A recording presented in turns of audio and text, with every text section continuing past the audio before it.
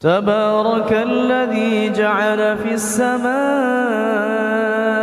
بروجا وجعل فيها سراجا وقمرا منيرا وهو الذي جعل الليل والنهار خلفة لمن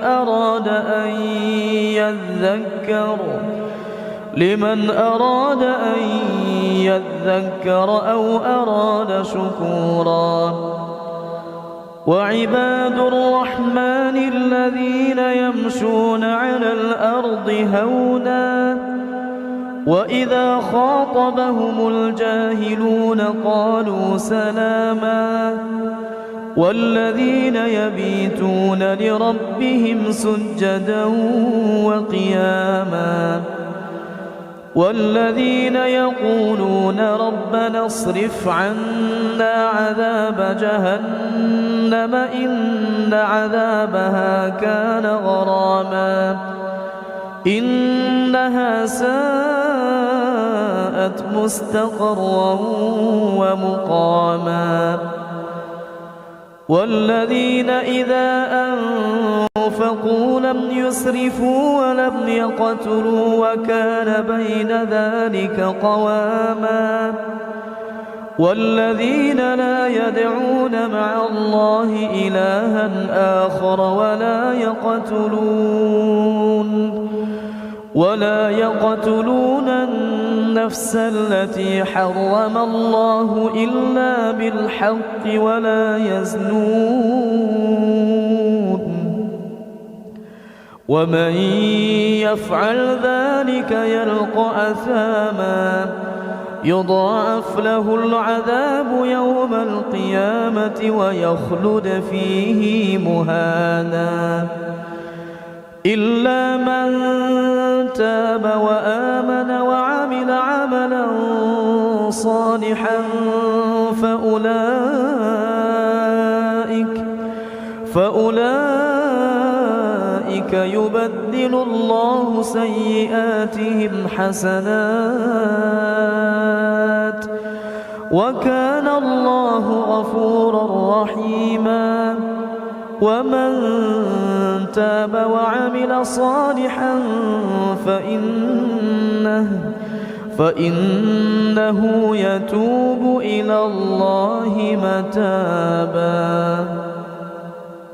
والذين لا يشهدون الزور وإذا مروا باللغو مروا كراما والذين إذا ذكروا بآيات ربهم لم يخروا عليها صما وعميانا والذين يقولون ربنا هب لنا من أزواجنا وذرياتنا قرة أعين واجعلنا للمتقين إماما أولئك يجزون الغرفة بما صبروا ويلقون فيها تحية وسلاما. الحمد حق ليظهره على الدين كله ولو كره الكافرون وأشهد أن لا إله إلا الله وحده لا شريك له إقرارا به وتوحيدا وأشهد أن محمدا عبده ورسوله صلى الله عليه وعلى آله وصحبه وسلم تسليما كثيرا أما بعد فأهلا وسهلا ومرحبا بكم إخواني الكرام وأخواتي الكريمات رحمني الله وإياكم وبارك فيكم. Sebelum segala sesuatunya ini ana ingin menyampaikan bahwa keberadaan ana di atas kursi dan di hadapan antum semua saat ini dalam rangka al-musyarakah fil khair, dalam rangka menjalankan firman Allah Jalla wa Ala wa ta'awanu 'alal birri wat taqwa wa la ta'awanu 'alal itsmi wal 'udwan. Saling tolong menolonglah kalian di atas kebajikan dan ketakwaan.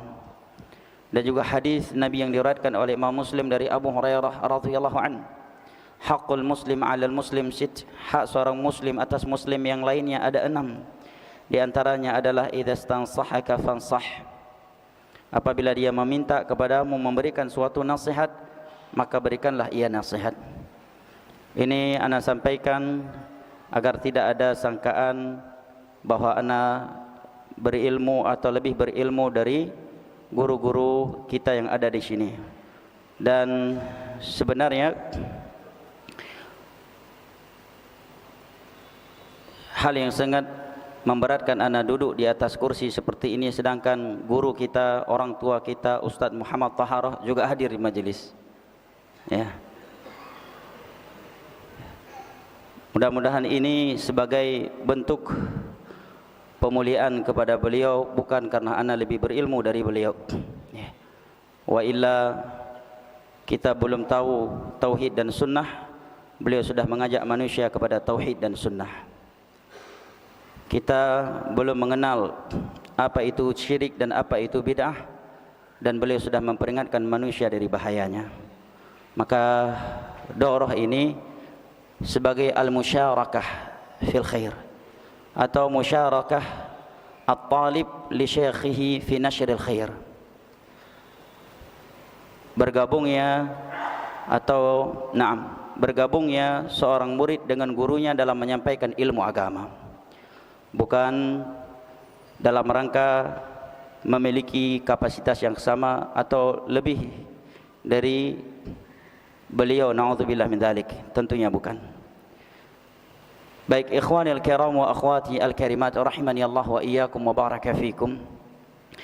Alhamdulillah, segala puji dan syukur kita panjatkan kehadirat Allah Jalla wa Ala yang telah berfirman, wa in ta'uddu ni'matallahi la tuhsuha innal insana ladzalumun kafar.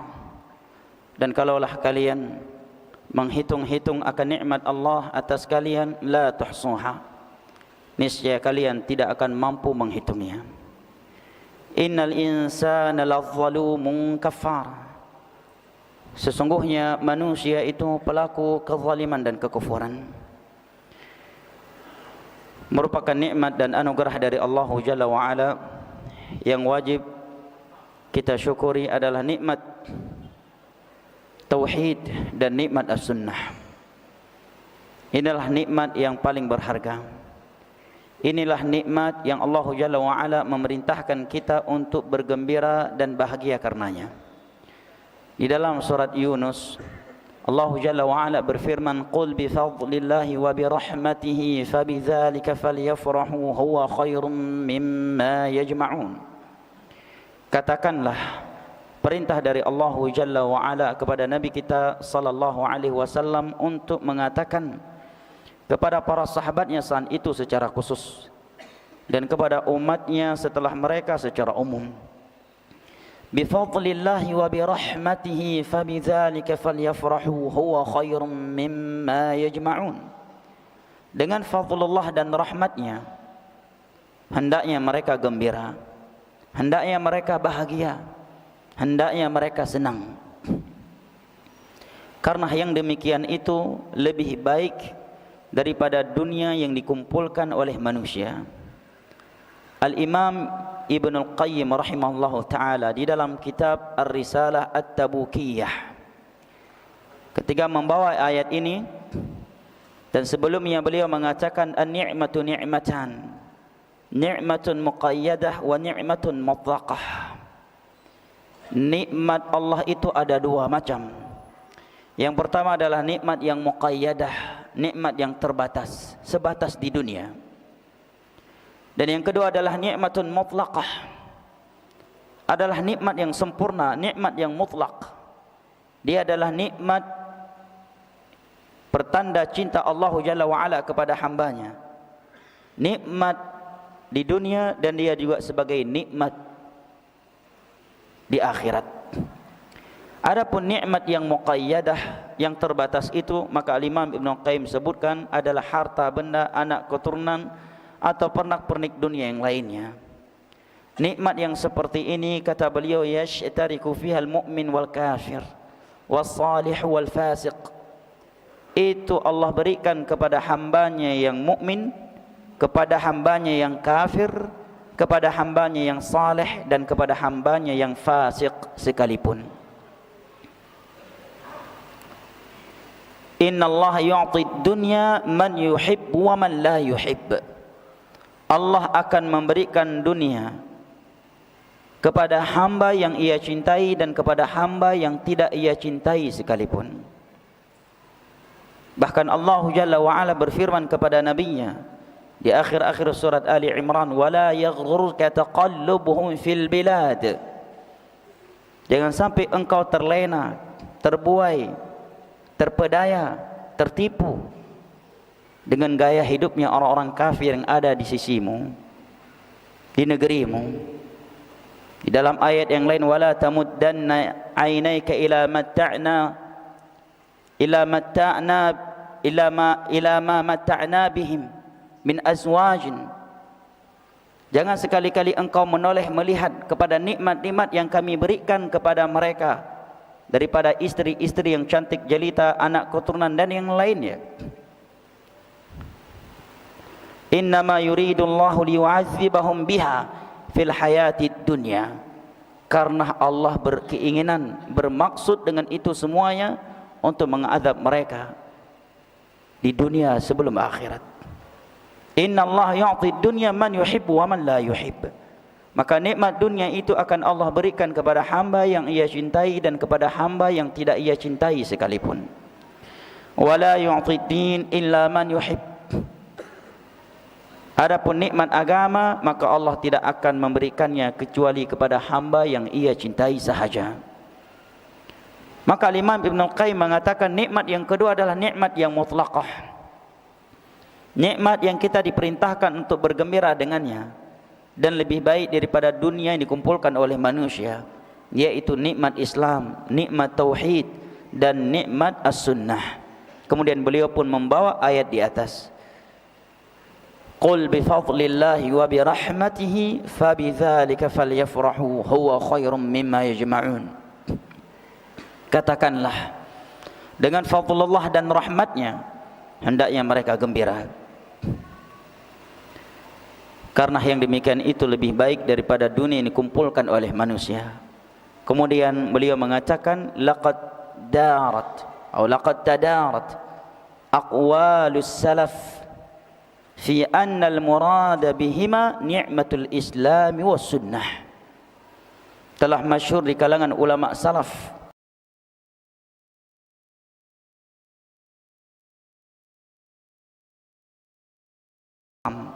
nikmat tauhid dan nikmat as-sunnah. Ini jangan pernah kita lupakan jamaah.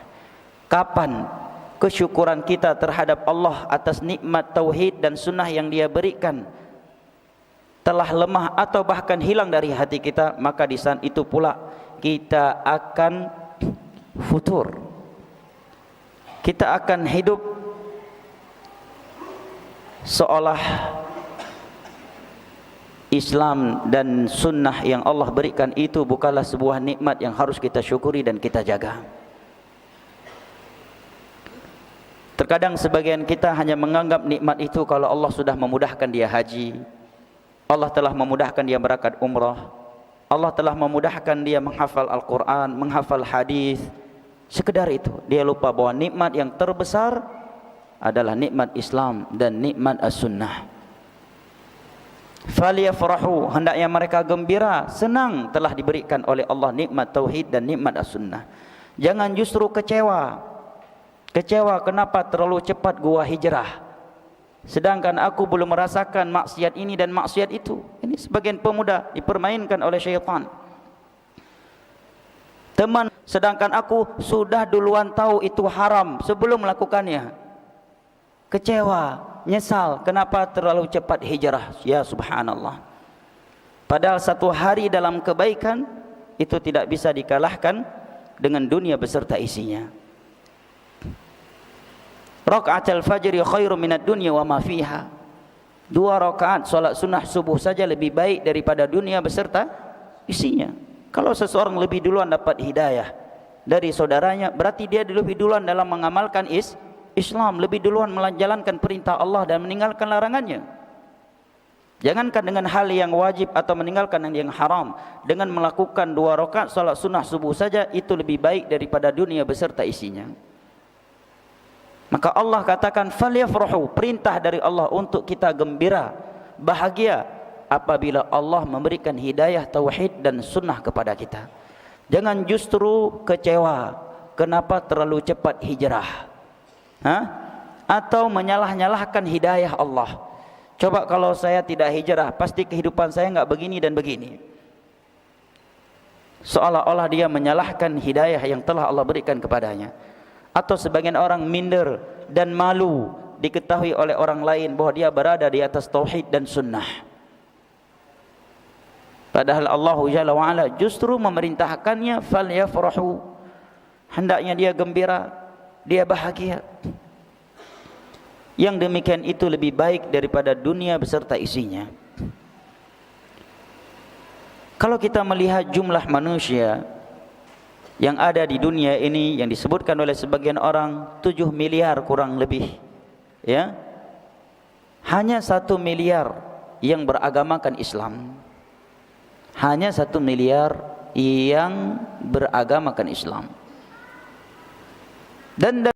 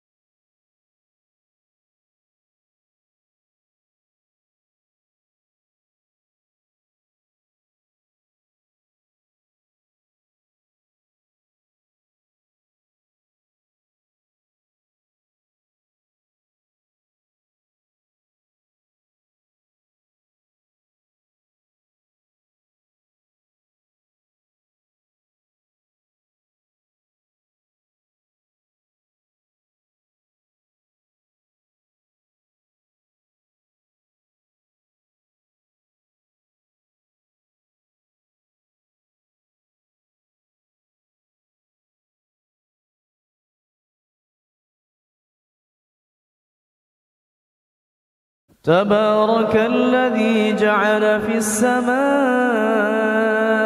بروجا وجعل فيها سراجا وقمرا منيرا وهو الذي, disebutkan oleh sebagian orang 7 miliar kurang lebih, ya, hanya 1 miliar yang beragamakan Islam. Hanya 1 miliar yang beragamakan Islam. Dan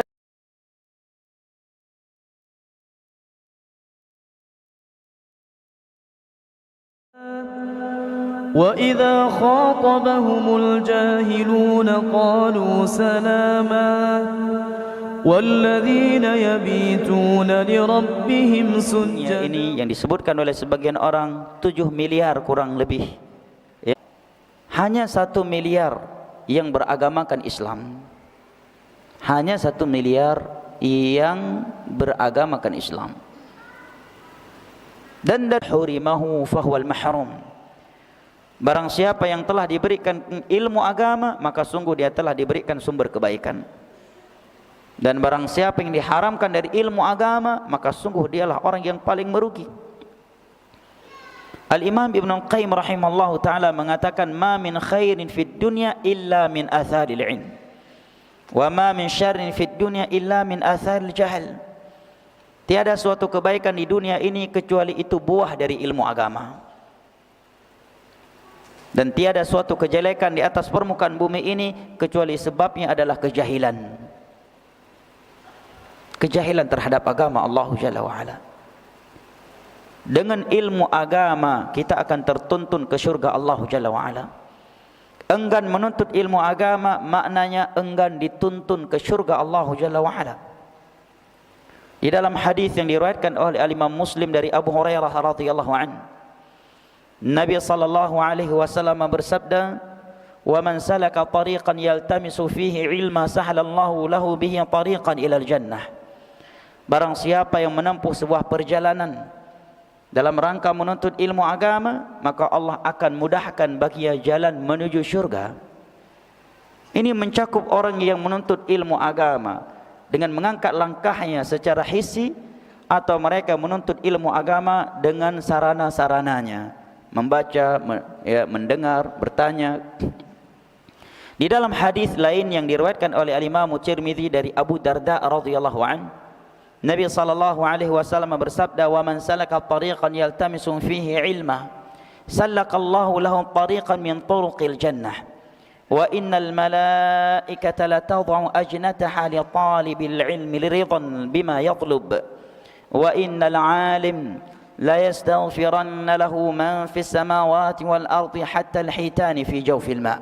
Wa inna fadla al-'alim 'ala al-'abid كفضل القمر على سائر الكواكب ليلة البدر وإن العلماء ورثة الأنبياء وإن الأنبياء لم يورثوا دينارا ولا درهما وإنما ورثوا العلم فمن أخذه أخذ بحظ وافر."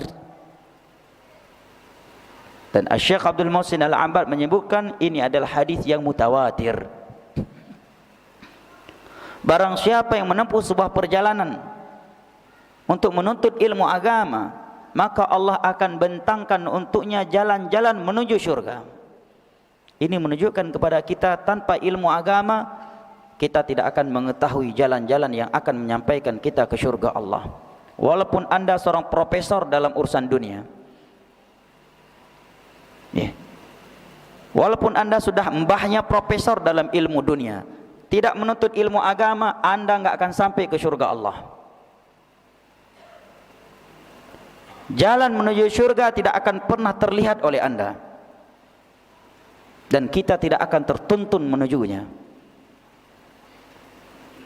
Barang siapa yang menempuh sebuah perjalanan dalam rangka menuntut ilmu agama, sallakallahu lahu tariqan min turuqil jannah, maka Allah akan bentangkan untuknya jalan-jalan menuju syurga. Wa innal 'alim wa innal malaikah la tad'u ajnataha li talibi ilmin ridan bima yatlub.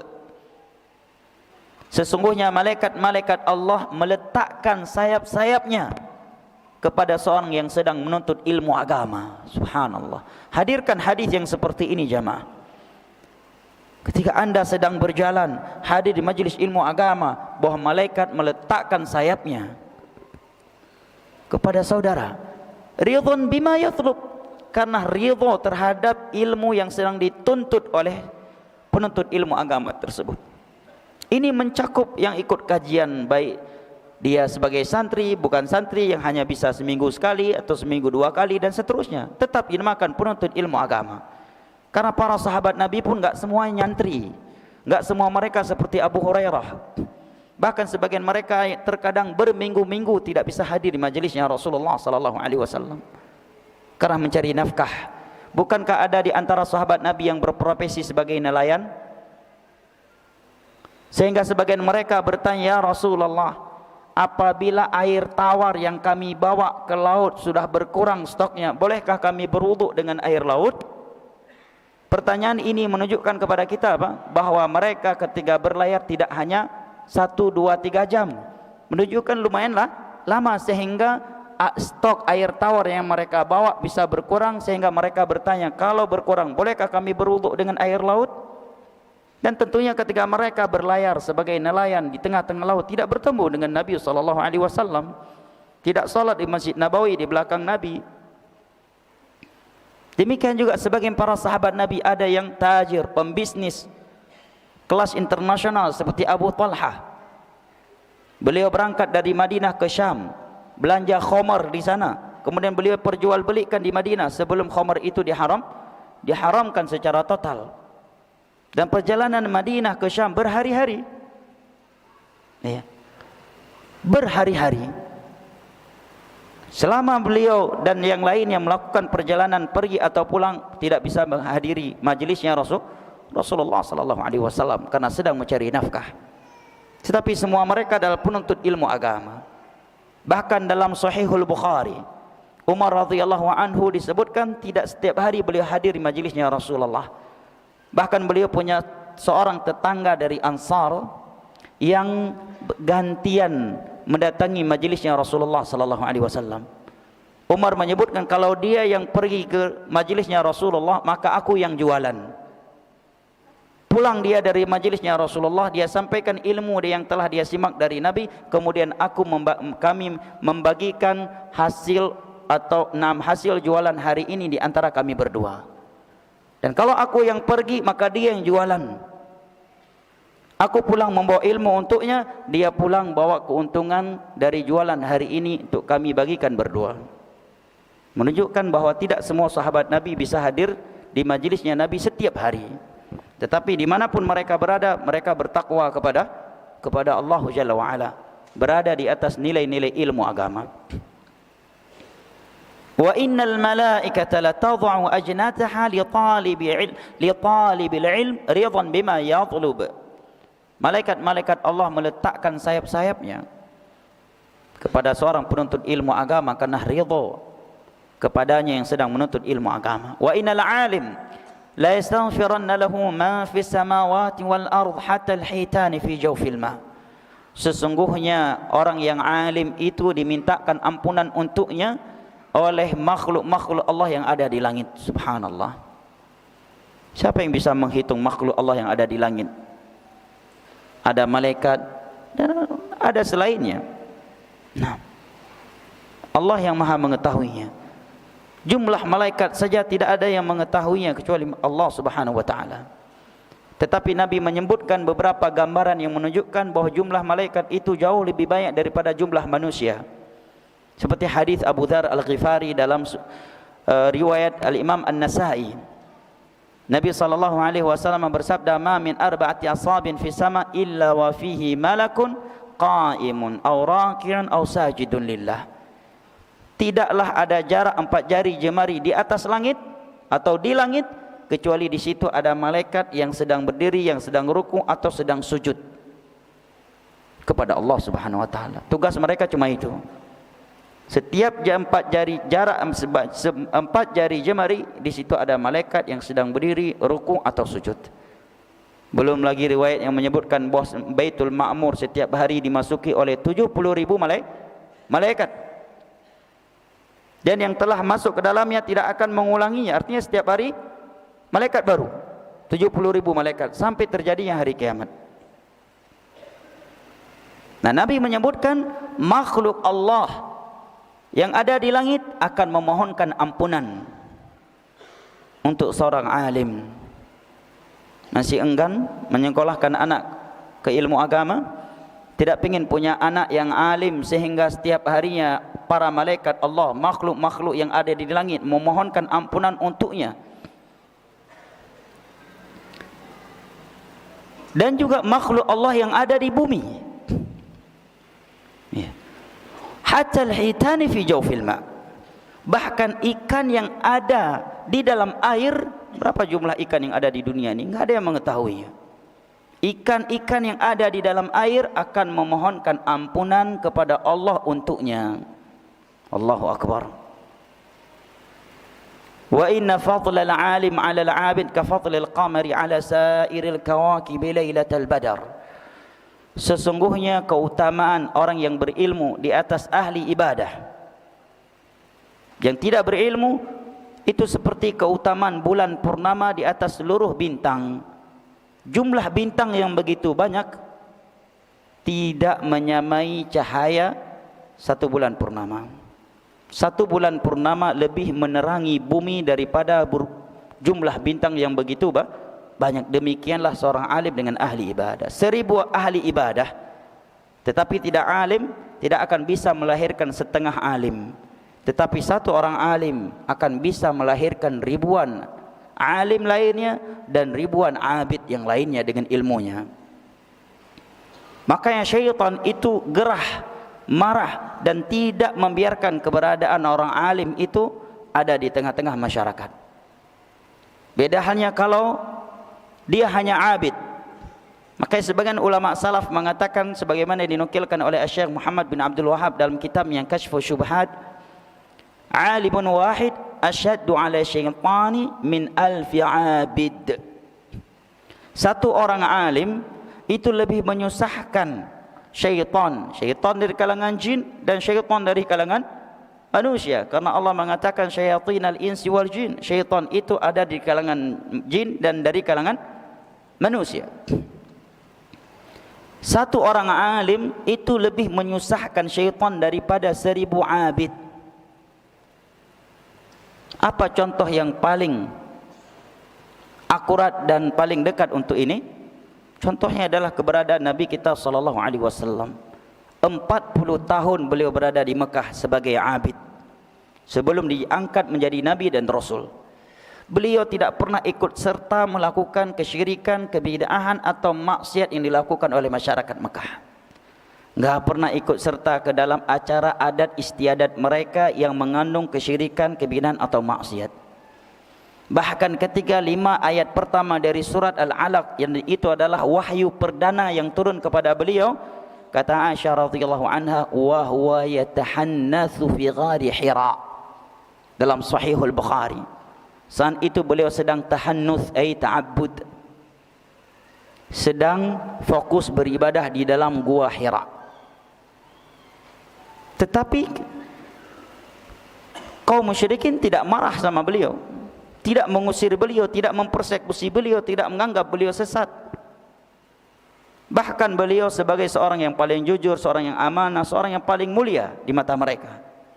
Bahkan ketika mereka berselisih siapakah orang yang paling berhak meletakkan Hajar Aswad, maka Nabi SAW yang mereka pilih untuk meletakkannya. Tetapi begitu Nabi SAW diangkat menjadi Nabi, diangkat menjadi Rasul, mulai membawa pembaharuan, mengajak manusia kepada syariat Allah dan memperingatkan mereka dari bahayanya menyelisih syariat Allah, barulah mereka menancapkan bendera perang kepada Nabi. Nabi yang tadinya orang yang paling jujur menjadi pendusta di sisi mereka. Nabi yang tadinya seorang yang amanah, menurut mereka dianggap sebagai orang yang memecah belahkan umat, tukang sihir, ahli syair, pemecah belah bangsa dan sebagainya. Kenapa? Karena selama 40 tahun beliau tidak mengajak abid, karena belum diangkat menjadi nabi dan rasul, hanya menjalankan sisa-sisa syariat Nabi Ibrahim. Tidak susah Abu Lahab CS, enggak marah mereka. Tetapi begitu beliau menjadi alim, menjadi seorang nabi, seorang rasul yang mengajak kepada ilmu, maka geger tanah Arab, bukan sekedar Mekah. Seluruh syaitan yang ada di bumi Arab langsung kepanasan. Maka benar yang dikatakan oleh sebagian ulama salaf tadi, alimun wahid asyaddu ala syaitani min alfi abid. Satu orang alim itu lebih menyusahkan syaitan dari kalangan jin dan syaitan dari kalangan manusia daripada 1000 abid. Seandainya seseorang berada di suatu lingkungan yang penuh dengan kesyirikan, kebid'ahan dan maksiat, dan dia tinggal di situ tidak ikut serta melakukannya, tetapi dia juga tidak memberikan peringatan, tidak juga mengajak kepada ilmu, dia hanya fokus ibadah, mungkin dia enggak akan dipersekusi dan tidak dipermasalahkan.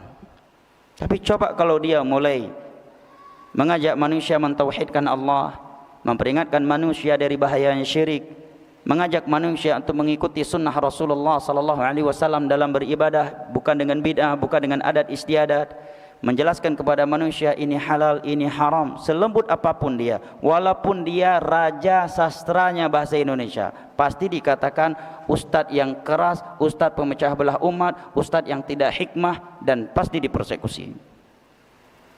Karena itu sudah sunnatullah. Alimun wahid asyaddu ala syaitani min alfi abid.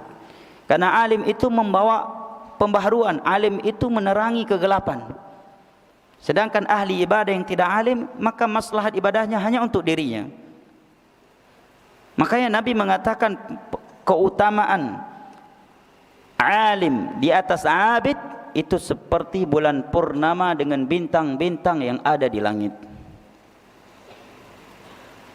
Cahaya dari seluruh bintang yang ada di langit tidaklah lebih terang daripada cahayanya satu bulan purnama. Demikianlah perbedaan antara alim dan abid. Kemudian Nabi mengatakan para ulama adalah pewaris para nabi. Para nabi tidak mewariskan dinar dan dirham, tetapi yang mereka warisi adalah ilmu agama. Barang siapa yang telah mengambilnya, maka sungguh dia telah mengambil warisan atau bagian yang sangat besar sebagai sumber kebahagiaannya dari warisan para nabi dan para rasul. Ikhwani al-kiram wa akhwati al-karimat rahimani Allah wa iyyakum wa baraka fikum.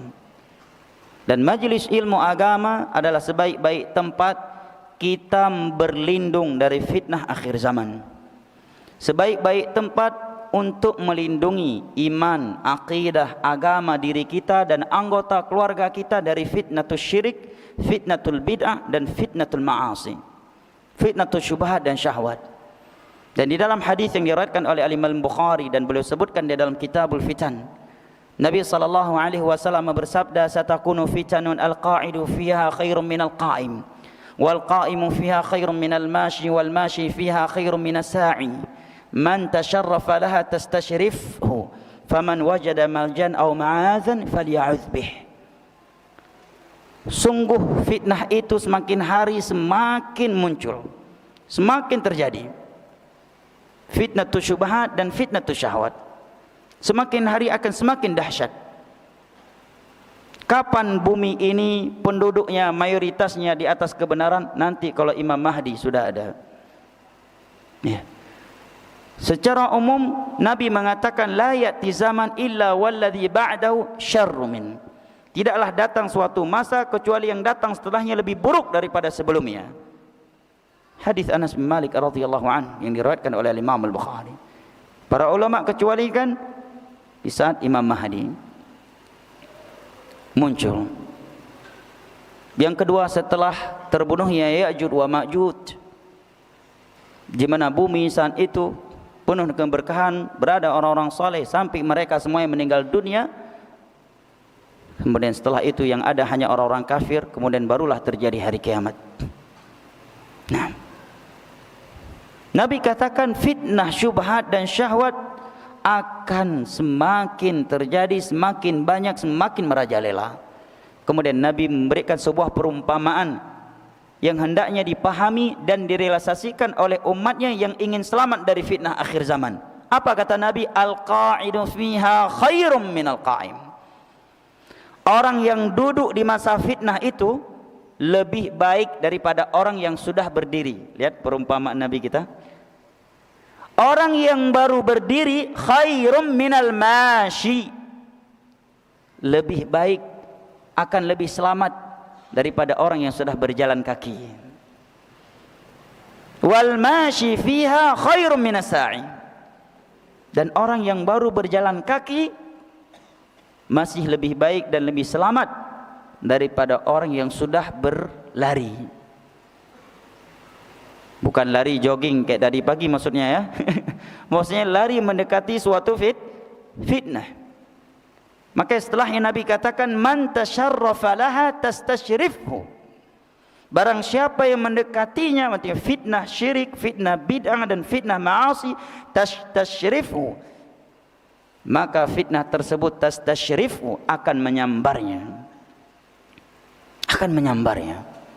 Tidaklah seorang jatuh ke dalam syirik, ke dalam bid'ah atau maksiat kecuali karena sebelumnya dia sudah mendekatinya. Itu kaidah. Makanya Allah katakan wala taqrabuz zina. Ya ayyuhalladzina amanu ijtanibu khutuwati syaitan. Fajtanibuhu la'allakum tuflihun. Itu banyak ayat dan hadis memerintahkan kita untuk menjauhi sesuatu yang Allah larang. Karena tiada yang jatuh ke dalam suatu pelanggaran agama, apakah itu syirik, bid'ah dan maksiat, kecuali karena sebelumnya dia tidak menjauhinya. Karena sebelumnya dia berada dekat dengannya dan bermudah-mudahan dengannya. Maka Nabi katakan barang siapa yang mendekatinya, maka fitnah itu akan menyambarnya. Kenapa seorang jatuh ke dalam zina, judi atau maksiat-maksiat lainnya? Karena sebelumnya dia enggak menjauhinya, mendekatinya, merasa aman darinya. Dan lebih buruk dari itu adalah yang jatuh terjerumus ke dalam syirik dan bid'ah. Kemudian di ujung hadis tersebut Nabi mengatakan, faman wajada malja'an aw ma'adzan falya'udz bih. Barang siapa yang mendapatkan suatu tempat di situ dia bisa berlindung dari fitnah akhir zaman, maka hendaknya dia berlindung di situ. Dan di akhir zaman ini kata para ulama, tiada tempat yang lebih bisa melindungi kita dari fitnah akhir zaman daripada majelis ilmu agama. Dan majelis ilmu agama, jamaah yang dimuliakan Allah, adalah sebaik-baik tempat kita menenteramkan jiwa kita dari kepenatan dan kelelahan yang kita rasakan karena dunia.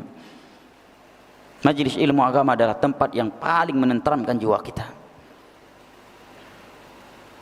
Di dalam hadis yang diriwayatkan oleh Imam Muslim dari Abu Hurairah radhiyallahu an, Nabi bersabda, "Wa majtama'a qaumun fi baitin min buyutillah yatluna kitab Allah wa yatadarasunahu fima bainahum illa nazalat 'alaihimus sakinah." Tidaklah ada suatu kaum yang berkumpul di rumah Allah membaca, mengkaji ayat-ayat Allah, agama Allah sesama mereka, illa nazalat 'alaihimus sakinah, kecuali akan turun sakinah ilahi untuk mereka. Dan itu kita rasakan seandainya kita menghadirinya dengan hati yang ikhlas. Ketika kita berada di dalamnya, kita benar-benar merasakan sakinah yang luar biasa.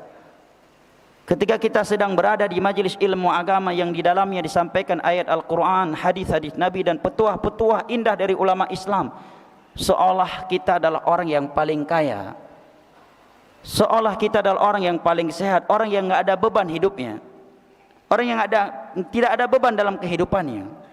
Walaupun begitu keluar dari majelis ilmu agama, baru mulai pusing lagi. Pampers anak-anak sudah habis dan uang lagi tidak ada. Walaupun baru 2 langkah keluar dari masjid, penagih hutang sudah datang kepadanya. Tetapi ketika dia sedang duduk di majelis ilmu agama, ayat-ayat Al-Quran dan hadis-hadis Nabi serta petuah ulama salaf disampaikan, maka seolah-olah dia dari kerajaan, keluarganya raja. Tidak ada orang yang lebih bahagia darinya. Maka Abdullah ibn al-Mubarak mengatakan, "Lau alimal muluk wa abnal muluk ala ma nahnu alaihi min ar-raha la jaladuna 'alaiha." Kata Abdullah ibn al-Mubarak, yang mana Harun ar-Rasyid ketika melihat orang-orang mendatangi Abdullah ibn Mubarak karena ilmu, maka beliau mengatakan, Harun ar-Rasyid seorang khalifah yang mengetahui keutamaan ilmu, seorang presiden di masa itu. Dia mengatakan, itulah kerajaan yang sesungguhnya, bukan aku yang memiliki kerajaan dan kekhilafan, itu khalifah yang sesungguhnya, kata beliau. Bahkan beliau termasuk seorang presiden yang tawadhu, membawa anggota keluarganya duduk bersimpuh di bawah kaki seorang ulama yang bernama Atha ibn Abi Rabah, seorang ulama dari budak sahaya, bukan Arab, hitam pekat, rambutnya tidak sempurna, bahkan disebutkan mulutnya boneng. Tapi inna akramakum indallahi atqakum, miskin, kere, budak sahaya, non Arab lagi, budak sahaya lagi. Harun ar-Rasyid sebagai khalifah di masa itu membawa anggota keluarganya duduk bersimpuh di bawah kakinya Atha ibn Abi Rabah. Kenapa? Karena mereka mengetahui keutamaan ilmu agama. Dan Nabi mengatakan, wa ma tawadha ahadun lillah illa rafa'ah. Tidaklah seseorang merendahkan dirinya karena Allah kecuali Allah akan memuliakan dia. Sekarang nama Harun ar-Rasyid menjadi harum, salah satu sebabnya itu ketawadhuannya. Seandainya dia tidak melakukannya saat itu karena Allah, kita enggak akan memujinya karena perbuatannya tersebut di hari ini. Wa ma tawadha ahadun lillah illa rafa'ah. Nah, Abdullah bin Mubarak mengatakan, "Lau alimal muluk wa abnal muluk ala ma nahnu alaihi min ar-raha la jaladuna alaihi." Seandainya para raja dan keluarga raja tahu betapa kita tenang, nyaman, tentram jiwa kita ini karena berada di majelis ilmu agama, niscaya mereka akan mencambuk-cambuk dan cemburu kepada kita, kata Abdullah bin Mubarak. Karena memang seorang kalau hadir di majelis ilmu agama akan merasakan ketenangan yang luar biasa. Berangkat dalam keadaan mungkin sedang ribut dengan istrinya, pasangan suami istri ribut di rumah. kemudian ada kajian, pergi kajian. Insya Allah ketika dia sedang berada dalam kajian, dia merasakan ketenangannya. Api yang sedang membara di dalam hatinya terhadap istrinya, atau kalau dia seorang wanita terhadap suaminya, pasti akan padam. Seandainya pun tidak padam secara total, paling tidak akan mengecil. Dan tidaklah mereka pulang dari majelis ilmu agama kecuali mereka akan baikan. Walaupun ketika berangkat tadi pergi sendiri-sendiri ya, karena lagi berantem, pergi dewe-dewe, pergi sendiri-sendiri. Ya, si suami nggak mau boncengi istrinya, si istri pun nggak mau dibawa sama suami karena lagi berantem. Begitu pulang langsung WA-an, bang tunggu di mana? Buah dari ilmu agama. Nazalat alaihimus sakinah, akan turun untuk mereka sakinah ilahi. Bahkan saking sakinahnya, sebagian orang yang ikut kajian baru berlangsung 10-15 menit, kepalanya sudah menunduk ke bawah. Saking sakinahnya dia, kepalanya sudah menunduk ke bawah, padahal kajian baru 10 menit atau 15 menit berlangsung, menandakan dia telah menempatkan sakinah ilahi bukan pada tempatnya. Wa ghasyyatumur rahmah, rahmat Allah akan tercurahkan untuk mereka. Wa hafatumul malaikah, malaikat-malaikat Allah akan meliputi mereka. Ada majelis yang lebih mahal daripada ini jamaah? Anda punya majelis, di dalam majelis ada presiden, ada perdana menteri, ada gubernur, ada bupati, kontraktor kelas kakap, ada jenderal, ada pejabat negara, ada raja, ada perdana menteri. Tapi bukan majelis ilmu agama. Tidak dihadiri oleh malaikat. Tidak turun rahmat Allah, tidak turun sakinah ilahi. Tetapi majelis ilmu agama, walaupun di dalamnya ada yang kaya, ada yang miskin, ada tukang beca, ada profesor, ada orang kaya, ada orang miskin, ada yang militer, ada yang sipil, ada Arab, ada non Arab, ada yang merdeka, ada yang budak sahaya, ada yang tampan, ada yang jelek, ada yang wangi, ada yang bau pun. Ya, tetap nazalat alaihimus sakinah, akan turun sakinah ilahi untuk mereka. Wa ghasyyatumur rahmah, dan rahmat Allah tercurahkan untuk mereka. Wa hafatumul malaikah, malaikat-malaikat Allah meliputi mereka semuanya. Wa dzakarahumullahu fi man indah, dan nama-nama mereka disebut-sebut oleh Allah di hadapan malaikat-malaikat yang ada di sisinya. Subhanallah. Setiap kali kita menghadiri majelis ilmu agama, setiap kali itu nama kita terdengar oleh malaikat Jibril, Mikail, Israfil, dan malaikat-malaikat lain yang ada di sisi Allah. Nama kita disebut-sebut oleh Allah dengan pujian dan sanjungannya, karena sedang berada di dalam rumahnya mengkaji ilmu agama. Walaupun media-media asing tidak memberitakannya, tapi nama Anda diberitakan oleh Rabbul Alamin di hadapan malaikat-malaikat yang ada di sisinya. Untuk apa nama kita disebut oleh media-media nasional dan internasional, sedangkan Allah tidak mengenal kita? Tapi mengapa nama kita nggak dikenal oleh manusia? Tidak pernah dipuji dan dipuja di dalam media nasional maupun media internasional, tetapi nama kita selalu terdengar oleh malaikat Jibril, Mikail, Israfil, dan malaikat-malaikat lain yang ada di sisi Allah, karena Allah yang sedang menyebut-nyebutnya dengan pujian dan sanjungan di hadapan mereka. Dan caranya dengan menghadiri majelis ilmu agama. Maka ana berharap antum bisa sabar walaupun sedikit panas ya. Nah, ini ujian dalam menuntut ilmu agama. Bayangkan kami di Yaman dalam kondisi radang listrik nggak ada, AC nggak ada, dan puncak panas 40 derajat Celcius, bahkan bisa sampai 50 derajat Celcius. Apalagi kalau tidur di malam hari. Rata-rata kalau di puncak panas, sebagian besar penuntut ilmu agama saat itu enggak tidur di dalam asrama, keluar dari asrama tidur di padang pasir dengan satu kasur, buka baju, pakai celana, tutup muka, supaya ketika badai debu datang enggak masuk ke mulut debunya. Kenapa? Kalau dalam asrama panas, kena kipas angin aja seperti ditampar sama orang, kena angin, kipas angin. Air jam 3 malam kita gunakan untuk mandi, panasnya masih bisa untuk buat teh. Panasnya, karena 12 jam dibakar di penampungan air di bawah matahari. Dan kita saat itu selalu dihibur. Setiap musim panas selalu Syekhuna Abdul Rahman Al-Adini rahimahullahu ta'ala menghibur kami dengan sebuah syair Arab yang kami hafal dari mulut beliau karena seringnya beliau membacanya di musim panas. Idza kana yu'dhika bardu syita'i wa harul masifi wa karbul kharifi wa yulhika husnu zamanir rabi'i fa akhdhuka lil ilmi qullimata. Kalau kamu tidak bisa menuntut ilmu agama di musim panas karena terganggu dengan cuaca yang panas, kamu juga tidak bisa menuntut ilmu agama di musim dingin karena cuaca yang ekstrem dingin. Kamu juga tidak bisa menuntut ilmu agama di musim gugur. Sedangkan ketika datang musim semi, kamu pergi rekreasi, kamu pergi refreshing, kamu lalai. Maka katakan kepadaku, kapan kamu akan menuntut ilmu agama? Kalau bukan Sabtu, Ahad, hari weekend ente enggak nuntut ilmu agama, katakan kepada anak, di hari apa lagi ente bisa nuntut ilmu agama? Ya. Karena begitu. Nah, banyak orang berdesak-desak sampai hilang dompet, hilang itu, sabar mereka sedang nonton konser, ya kan? Sabar dia nonton konser. Berapa jam sekali nonton konser paling cepat? Berapa jam? Hah? Nonton konser berapa jam paling cepat? Enggak tahu, kenapa? Walaupun kan bisa baca berita, enggak mesti pernah. Minimal konser berapa jam? Berapa?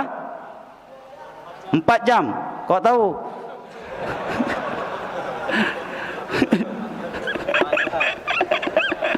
Empat jam minimal. Itu desak-desakan, pulang dari situ hilang dompet, ada hilang HP, ya. Tapi ikhlas dia menghadirinya. Sabar, bahkan bersyukur lagi bisa duduk di depan hari ini. Ya. Hilang dompetnya, hilang HP-nya, besok ada konser, hadir lagi dia. Nah, apalagi di majelis ilmu agama. Baik ikhwani al-kiram wa akhwati al-karimat rahimani Allah wa iyyakum wa baraka fikum. Satu hal yang mesti ada dan selalu hadir di dalam hati kita. Apabila beberapa prinsip berikut ini mulai rapuh atau bahkan mungkin tidak lagi hadir dan tertancap kuat di dalam hati kita, maka kita akan lemah di dalam beristiqamah. Kita akan mudah futur di dalam menghambakan diri kepada Allah Jalla wa'ala. Yang pertama, hendaknya kita selalu ingat dan sadar bahwa Allah tidak menciptakan kita hanya untuk menikmati dunia ini semata. Bukan untuk itu Allah menciptakan kita. Allah tidak menciptakan kita untuk sia-sia dan hanya untuk melampiaskan hawa nafsu belaka. Allah Jalla wa'ala berfirman, afahasibtum annama khalaqnakum abathan wa annakum ilaina la turja'un. Apakah kalian mengira bahwa kami, annama adatul hasr, annama khalaqnakum, kami tidak menciptakan kalian kecuali hanya untuk hal yang sia-sia, dan bahwa kalian tidak akan kembali kepada kami. Lihat, ayat ini berada di mana? Bukan di dalam Taurat dan Injil. Ayat ini berada di dalam Al-Quranul Karim. Allah turunkan kepada nabinya dan beliau bacakan kepada mereka yang sudah dipastikan masuk syurga, kepada mereka yang malamnya salat tahajud, siangnya berpuasa, kepada mereka yang salat 5 waktunya di belakang Nabi, kepada mereka yang apabila haji dan umroh, pembimbing haji dan umrohnya adalah Nabi Muhammad SAW, kepada mereka yang apabila mereka jihad, komandan jihadnya adalah Rasulullah SAW. Kepada mereka Nabi bacakan ayat ini, afahasibtum annama khalaqnakum abatha wa annakum ilaina la turja'un. Mungkin di antara kita kalau dibacakan ayat ini oleh seseorang, dia akan baper. Kenapa antum bacakan ayat itu? Karena apakah antum melihat anak sedang keluar dari diskotik? Anak sholat 5 waktu selalu berjamaah, anak kajian, anak begini dan begitu. Ayat ini Allah turunkan kepada nabinya, dan nabinya bacakan kepada para sahabatnya saat itu. Dan ini ayat berada dalam kitab suci kita. Afahasibtum annama khalaqnakum abatha. Apakah kalian mengira bahwa kami tidak menciptakan kalian kecuali hanya untuk hal yang sia-sia? hanya untuk menikmati dunia belaka, wa annakum ilaina la turja'un, dan bahawa kalian tidak akan kembali kepada kami. Demi Allah jamaah, ini ayat kalau kita cermati dan tadabburi cukup pedas sindirannya. Karena yang mengatakan demikian kepada kita Sang Pencipta kita. Ya. Hadirkan dalam hati kita ketika mendengar ayat ini bahwa ini ayat firman-Nya yang telah menciptakan kita, yang akan mematikan kita, pemilik syurga dan neraka, yang berhak mencabut nyawa kita, dan yang telah menciptakan segala sesuatu. Dia yang berfirman kepada kita, apakah kamu mengira bahwa aku tidak menciptakan engkau kecuali hanya untuk hal yang sia-sia, dan bahwa engkau tidak akan kembali kepada kami untuk mempertanggungjawabkan apa yang telah engkau lakukan? Ini luar biasa kandungan. Ini ayat luar biasa kandungannya, ayyuhal ikhwah wal akhwat rahimani Allah wa iyyakum wa baraka fikum.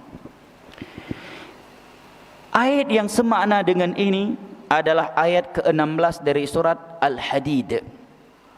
Sebuah ayat yang membuat preman dan perampok kelas kakap di masa tabi'in bertaubat kepada Allah Jalla wa'ala, dan dia sedang merampok.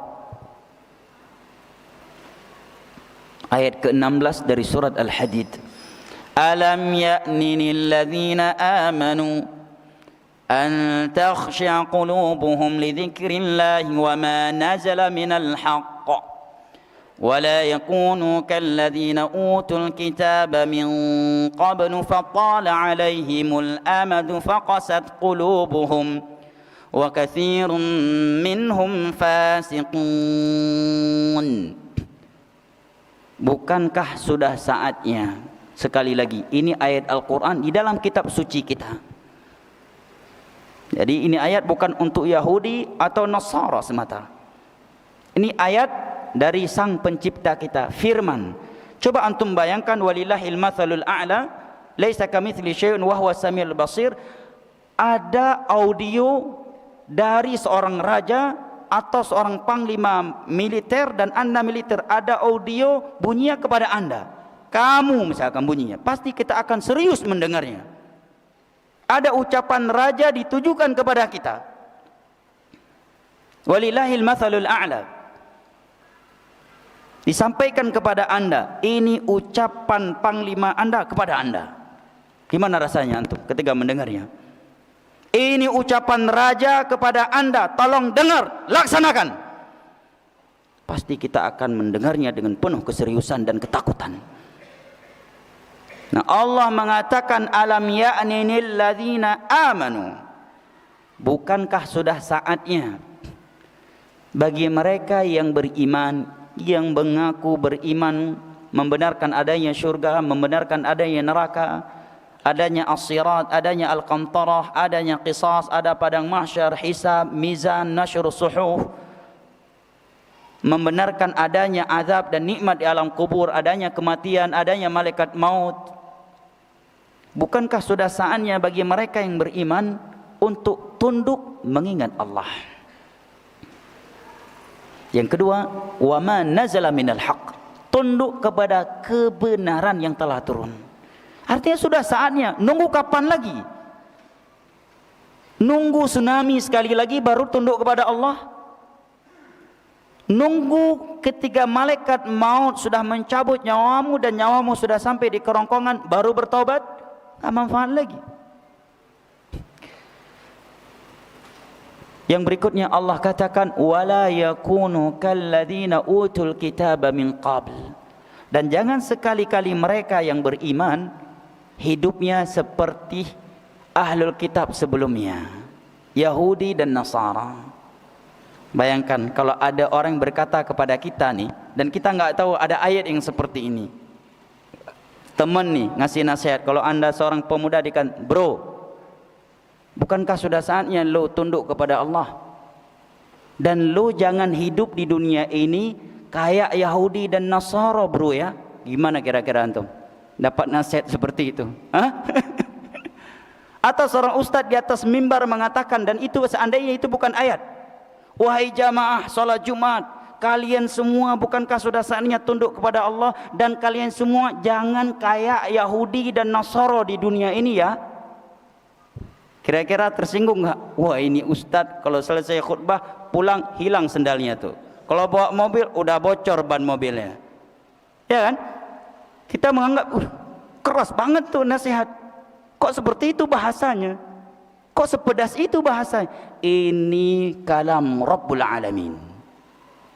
Bukan ucapan seorang ustaz, bukan syair, ya, bukan ucapan hukama ahli hikmah, bukan. Ini kalamnya Rabbul Alamin.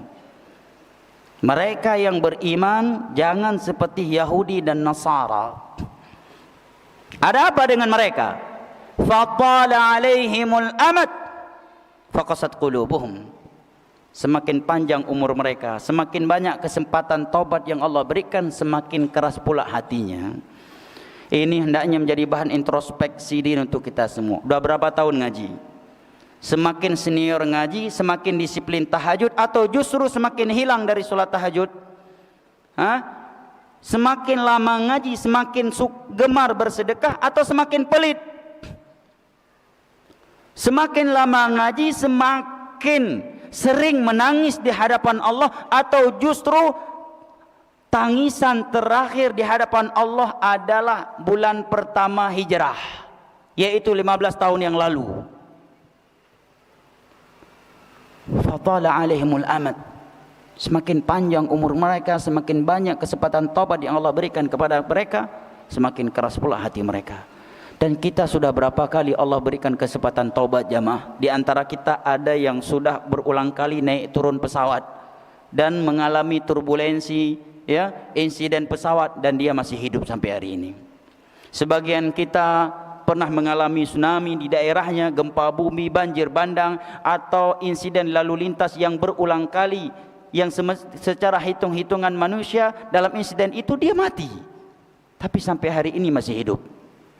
Nah, bukankah ini kesempatan taubat yang Allah berikan kepada kita yang sudah berulang kali?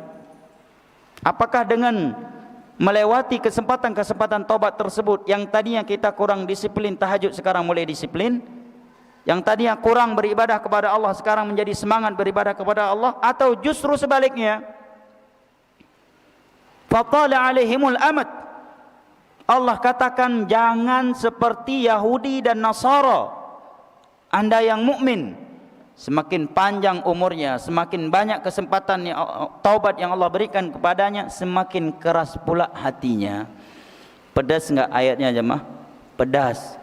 Kecuali hati kita udah mati, enggak terasa tuh ayat. Kalau antum enggak tersinggung dengan ini ayat, bertobatlah kepada Allah. Berarti hati kita sudah berpenyakit, atau bahkan mungkin sudah mati dan membeku lebih keras daripada batu. Kalau hati kita masih hidup, kita pasti baper dengan ayat-ayat Al-Quran. Kalau hati kita masih hidup, pasti kita mudah baper dengan hadis-hadis Nabi. Innamal mu'minuna alladzina idza dzukirallahu wajilat qulubuhum. Orang-orang mukmin itu apabila diingatkan dengan Allah, wajilat qulubuhum, bergetar hati mereka.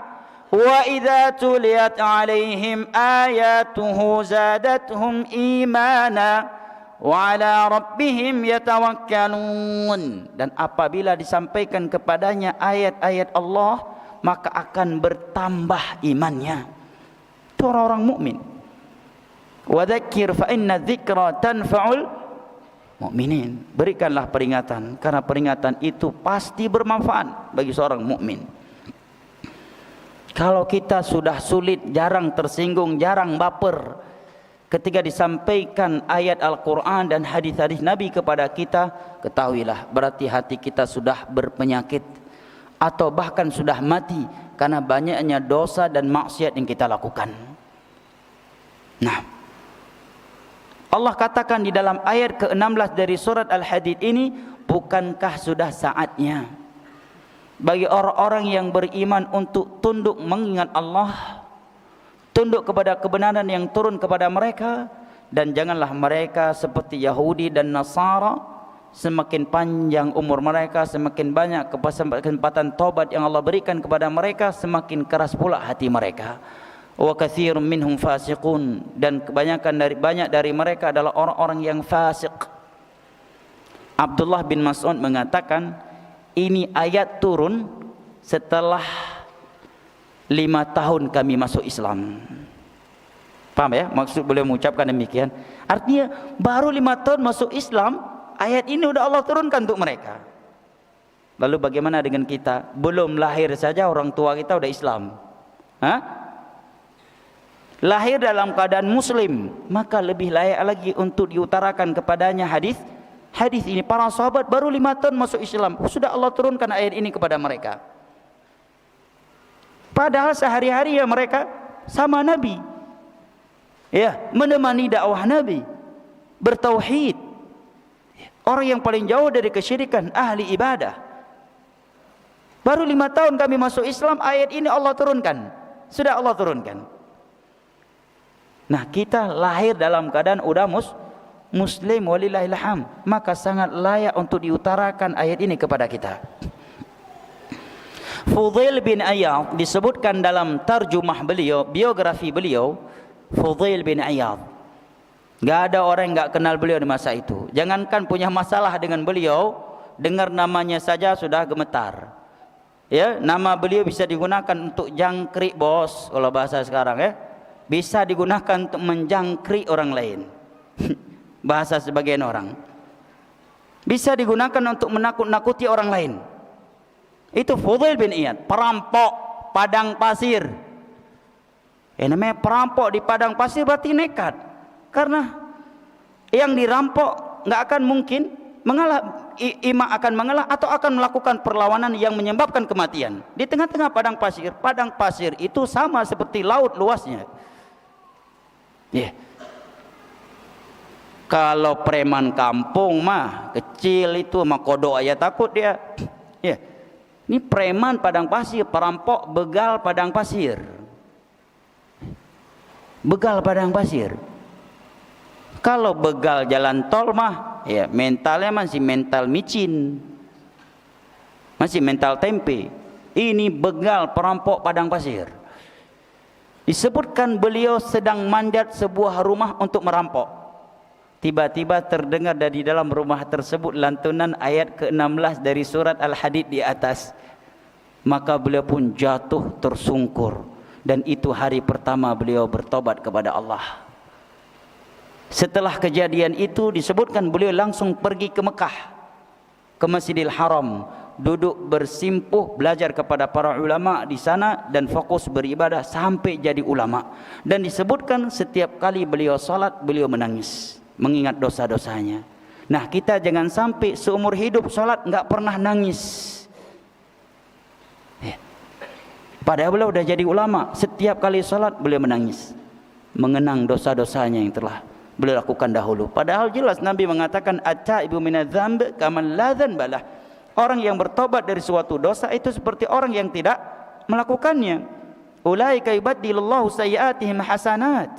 Orang-orang yang telah bertobat dari dosa-dosa, maka dosa-dosa yang dia lakukan dahulu itu Allah rubah menjadi kebaikan setelah tobatnya. Ini salah satu dari 2 tafsir terhadap ayat di atas. Tapi beliau tetap menangis. Lebih dari itu adalah Abuna Adam alaihi salam. Abuna Adam alaihi salam. Kita semua tahu hadis, insyaallah, hadis riwayat Imam Muslim dari Abu Hurairah tentang syafaah di hari kiamat, ya. Ketika manusia di padang mahsyar sudah tidak tahan dengan gentingnya padang mahsyar, maka mereka mendatangi Nabi Adam mengatakan, engkau adalah bapaknya manusia. Tolong berdoa minta kepada Allah agar menyegerakan hisab kita. Apa jawaban Nabi Adam? Laqad ghadiballahu alayya ghadaban lam yaghdab mithlah. Allah pernah murka kepadaku dengan sebuah kemurkaan yang belum pernah seperti itu karena aku memakan apa? Makan apa Nabi Adam? Buah khuldi. Antum korban iblis. Karena buah khuldi namanya pohon khuldi itu penamaan iblis. Bukan penamaan Al-Quran. Khuldi apa artinya? Kekal. Iblis menamakannya dengan pohon kekal agar Nabi Adam memakannya. Antum juga menamakannya dengan pohon kekal. Antum kena prank iblis. Ya kan, jelas dalam surat Al-A'raf, hal adulluka ala syajaratil khuldi wa mulkin la yabla. Wahai Adam, maukah kamu aku tunjukkan sebuah pohon kekal? Kalau kamu memakannya, kamu akan kekal dalam syurga ini. Wa mulkin la yabla, dan kekuasaanmu enggak akan pernah sirna. Allah berkehendak, Nabi Adam pun memakannya. Lah kita juga menamakannya pohon khuldi. Berarti kena prank ente sama iblis. Itu penamaan iblis. Lebih tepatnya apa? Nabi Adam memakan sebuah pohon yang Allah larang, dan pohon itu diberikan nama oleh iblis pohon kekekalan. Apabila seorang Adam memakannya akan kekal dalam syurga dan kerajaannya tidak akan sirna. Itu bahasa lebih tepat dan lebih selamat. Yang kedua, keliru dikatakan memakan buah khuldi, karena Al-Quran menyebutkan syajaratul khuld, pohon, bukan fakihah. Kecuali sebutannya fakihatul khuldi, baru artinya buah khuldi. Tapi yang Nabi Adam makan itu pohon, bukan buah-buahan. Dan penamaan khuldi pun penamaan iblis. Betapa banyak berarti penceramah hari ini kena prank sama iblis, ya kan? Masih ikut-ikutan menamakannya pohon khuldi atau buah khuldi, kena prank sama iblis karena tidak baca terjemahan Al-Quran atau baca tafsir. Jangan namakan lagi itu buah khuldi atau pohon khuldi, tetapi katakan Nabi Adam memakan sebuah pohon yang Allah larang untuk beliau makan di dalam syurga, dan pohon itu dinamakan oleh iblis sebagai pohon kekekalan. Jelas? Baik, Nabi Adam mengatakan kepada manusia pada hari kiamat di padang mahsyar, Allah telah murka kepadaku dengan sebuah kemurkaan yang belum pernah ia murka seperti itu. Ia melarang aku dari suatu pohon, maka aku memakannya. Apa pelajaran yang bisa kita petik dari sini, jemaah? Perhatikan ucapan Al-Imam Ibn Rajab Al-Hambali dalam kitabnya Lataiful Ma'arif dalam hal ini. Nabi Adam masih mengenang satu dosa yang beliau lakukan ribuan tahun sebelumnya. Suatu dosa yang beliau lakukan ribuan tahun sebelumnya, dan itu dosa sudah Allah umumkan bahwa Allah sudah menerima taubatnya, ya kan? Dalam Al-Baqarah dan ayat-ayat yang lain, ya, fatalaqa Adamu min rabbih kalimatin fataba alaih. Adam sudah mendapatkan jaminan ampunan, ya, dari Allah, taubat dari Allah. Tetapi di padang mahsyar berapa jaraknya? Wallahu alam. Antara padang mahsyar dengan waktu di mana Nabi Musa memakan pohon yang dilarang oleh Allah tersebut ketika masih di syurga, wallahu a'lam berapa lamanya. Antara Nabi Musa dengan Nabi Nuh alaihi salam saja 10 qurun, 10 abad. 10 abad berapa tahun? 1000 tahun. Itu jarak antara Nabi Adam dengan Nuh. Berarti jarak antara Nabi Adam ketika masih di syurga dan memakan pohon yang terlarang terus dengan padang mahsyar, wallahu a'lam berapa lama. Tetapi beliau masih mengenangnya. Bayangkan jemaah. Makanya kata sebagian ulama, Nabi Adam masih mengenang satu dosa yang dia lakukan ribuan tahun sebelumnya, dan Allah sudah mengumumkan taubat untuknya. Sedangkan kita ingin masuk syurga Allah dengan jutaan dosa yang kita belum bertobat darinya, bahkan kita tidak menyadarinya atau tidak menganggapnya sebagai dosa besar yang mengharuskan kita taubat kepada Allah Subhanahu wa taala. Pelajaran yang luar biasa dari jawaban Nabi Adam alaihissalam dari Fudail bin Iyad. Sedang merampok, manjat suatu rumah, tiba-tiba terdengar oleh beliau ayat ke-16 dilantunkan oleh sahibul bait di dalam, mungkin rumah anak tahfidz kali ya. Al-Bait terdengar lantunan ayat ke-16 dari surah Al-Hadid di atas di dalam rumah. Langsung beliau turun, batal ngerampok. Hidayah, kita enggak tahu sedang merampok dapat hidayah. Kalau orang dapat hidayah karena hadir majelis ilmu agama, itu mah biasa. Ini lagi ngerampok dapat hidayah, enggak jadi merampok. Hidayah. sedang melakukan aksi jangkrik, ustaz dijangkrik, dapat ceramah dari ustaz, taubat dia, dapat hidayah dia. Bahkan sebagian mereka mungkin ingin melakukan kontra intelijen yang menghilangkan nyawa seseorang dan dia sedang melakukan tugasnya tersebut. Dapat nasihat, dapat ceramah, taubat dia, enggak jadi melakukannya. Takut sama Allah, takut api neraka, takut dibalas oleh Allah di dunia sebelum di akhirat. Nah, beliau pun langsung pergi ke Masjidil Haram setelah itu. Ngapain? Duduk bersimpuh dan fokus ibadah. Ketika beliau sudah jadi ulama, baru beliau dikenal lagi. Oh, ini Fudail bin Iyad yang dulu udah jadi ulama.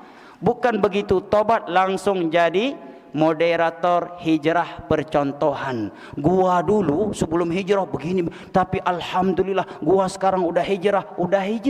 Al-Quran udah bisa baca. Tahajudnya gimana? Berapa kitab udah taman? Fudail bin Iyad setelah taubat, apakah langsung dipakai oleh ulama di masa itu? Kajian hijrah percontohan. Nih contohnya Fudail bin Iyad nih. Dulu begini, sekarang udah taubat. Enggak, Fudail bin Iyad begitu taubat, pergi ke Masjidil Haram, duduk bersimpuh di hadapan ulama yang ada di dalam Masjidil Haram, dan fokus membenahi dirinya dan membayar seluruh kesalahan yang telah beliau lakukan dengan memperbanyak ibadah. Karena sebelumnya sebagai perampok, pendosa, bahkan setiap kali salat beliau menangis mengenang dosa-dosa yang telah beliau lakukan sebelumnya. Sampai menjadi ulama, baru dakwah, baru menyampaikan ilmu agama. Nah, dan ini baru namanya hijrah percontohan, benar-benar hijrah dia. Nah, ikhwanil kiram wa akhwati al-karimat rahimani Allah wa iyyakum wa baraka fikum. Ini prinsip pertama yang hendaknya selalu hadir dan tertancap kuat di dalam hati kita. Bahwa Allah Jalla wa Ala menciptakan kita bukan untuk hal yang sia-sia. Dan umur yang telah kita miliki di dunia ini sudah cukup untuk kita bertobat kepada Allah. Sudah cukup jamaah. Kita selama ini bermain-main dan berleha-leha. Sudah saatnya kita kembali kepada Allah. Para sahabat saja baru 5 tahun masuk Islam sudah diingatkan oleh Allah seperti itu. Di dalam surat Fatir Allah mengatakan, awalam nu'ammirkum ma yatadhakkaru fihi man tadhakkara wa ja'akumun nadhir. Bukankah kami telah memberikan untuk kalian umur panjang yang sudah cukup membuat kalian untuk ingat Allah? Dan bukankah sudah datang kepada kalian pembawa peringatan? Sebagian ulama tafsir mengatakan maksud umur yang panjang dan sudah cukup membuat untuk kalian kembali ingat kepada Allah adalah 60 tahun. Sebagaimana hadis dalam Sahih Bukhari, a'darallahu ila rajulin qad balagha 60 sanah. Sudah putus uzur dari Allah bagi orang yang sudah umur 60 tahun. Tapi hidayah itu milik Allah. Ada sebagian orang semakin tua keladi, semakin tua semakin jadi. Ada sebagian orang pada umurnya udah bau kuburan, lewat di depan kita bau kemenyan, bau kain kafan.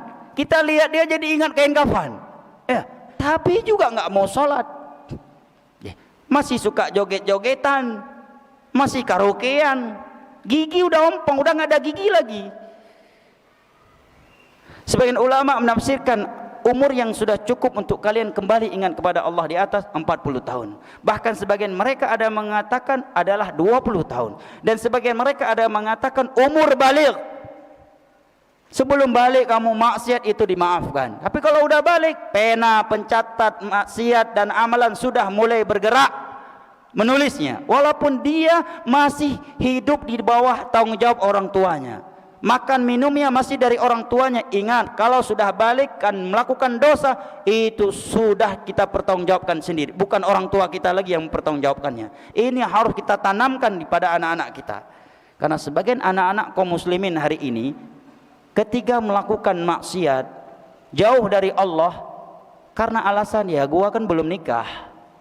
Jadi seolah-olah hijrah itu taat dan beribadah itu nanti kalau udah nikah, udah punya istri, udah pisah rumah dengan orang tua. Saya kan masih anak SMP, masih SMA, masih di bawah tanggung jawab orang tua. Selama sudah balik, pena pencatat amalan sudah mulai bergerak. Kita sendiri mempertanggungjawabkannya. Nah, ikhwanil kiram wa akhwati al-karimat. Ini prinsip pertama yang hendaknya tertancap dan selalu hadir dalam hati kita, bahwa Allah menciptakan kita untuk ini. Dalam surat Al-Qiyamah Allah berfirman, ayahsabul insanu ayyutraka suda. Apakah manusia mengira bahwa dia akan dibiarkan begitu saja? Kata Imam Syafi'i, tafsirnya adalah la yu'maru wa la yunha, bahwa dia tidak akan mendapatkan perintah dan larangan. Kita hidup dalam RT saja, ada larangan yang harus kita jauhi sebagai masyarakat setempat, dan ada aturan yang harus kita jalankan sebagai masyarakat setempat. Bahkan sebagian orang bekerja dalam suatu instansi atau institusi dengan SOP yang cukup berat, yang kalau dia menjalankannya, dia jarang jumpa sama anak, kurang waktu istirahat, tapi dia tetap disiplin dan semangat menjalankannya dengan alasan ini kewajiban saya sebagai PNS, ini kewajiban saya sebagai aparat keamanan. Tetapi begitu diberikan aturan Allah, mulai akal-akalan dengan Allah, mulai protes dia, seolah-olah Allah mendoliminya dengan aturannya tersebut.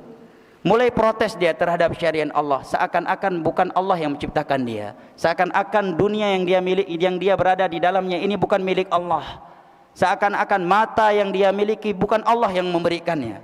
Tapi kalau dengan atasannya jam 3 malam ditelepon, kamu menghadap, siap komandan, jam 3 malam bangun, padahal baru tidur jam 2 malam. Jam 3 ditelepon komandan, siap komandan, loyalitas tanpa batas.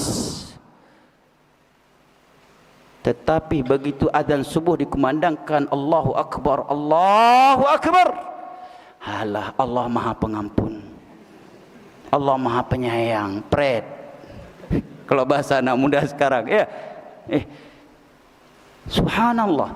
Ketika disampaikan ini haram, ini dalilnya, kok keras banget sih, kok kaku banget agama ini. Bahkan sebagian orang beralasan, Ustaz, nggak usah bahas lagi halal dan haram di masa ini. Jangankan yang halal Pak Ustaz, yang haram aja sulit kita dapatkan hari ini, apalagi yang halal, katanya. Subhanallah.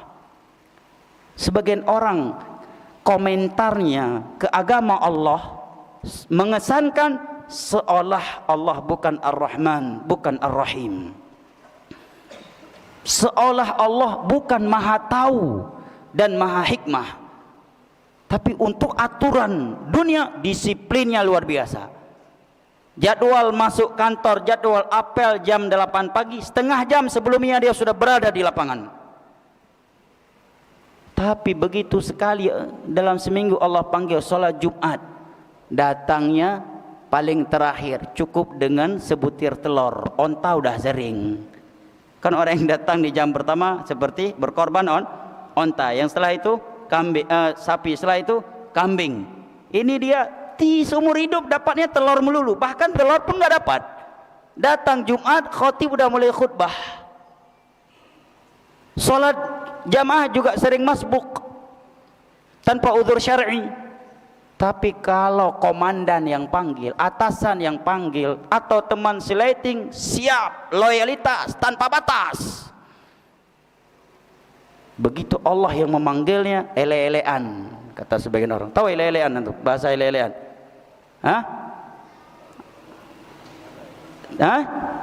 Nyantai-nyantai, berleha-leha, tidak serius. Baik ikhwanil kiram wa akhwati al-karimat rahimani Allah wa iyyakum wa baraka fikum.